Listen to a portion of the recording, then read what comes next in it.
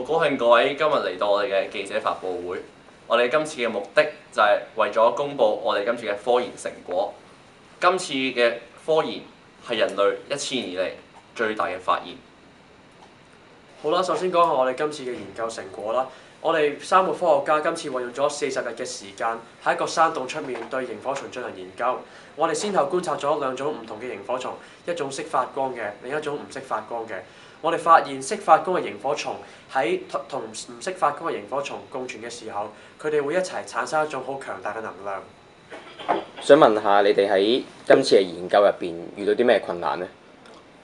今次嘅研究裏邊，我哋有其中一位嘅科學家唔識用 microscope 不特止，仲要不斷咁打爛晒啲 test tube，搞亂晒啲樣本，令到我哋研究進度好慢，而令到呢次嘅發佈會嘅日期一拖再拖。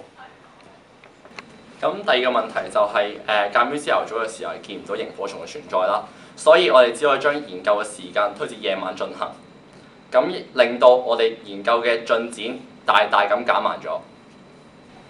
咁你哋啱啱講到咁多困難啦，咁你哋點樣解決呢啲困難呢？咁我哋鑑於我哋研究嘅速度比較緩慢啦，進展比較低啦，所以咧我就運用咗一批資金去購入咗好多好先進嘅儀器啦，去提升我哋研究嘅速度同埋加快我哋研究嘅成果。咁你會唔會有下一個階段嘅研究呢？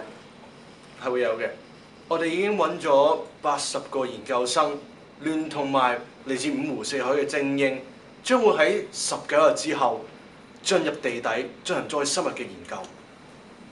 咁咧，我想問咧，你喺進行下一個階段嘅研究之前咧，你會有咩準備呢？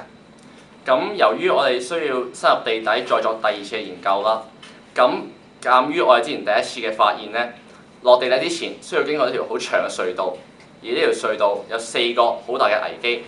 第一樣，成條隧道佈滿泥石流，對安全造成一個好嚴重嘅影響。第二，成條隧道亦都充滿住有毒嘅昆蟲。第三，成條隧道佈滿咗易燃嘅氣體。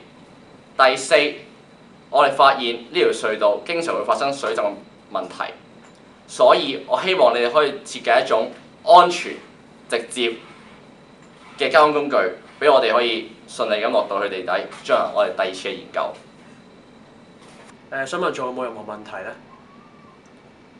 呢？如果冇嘅話，咁我哋今日嘅科研發佈會就到此為止啦。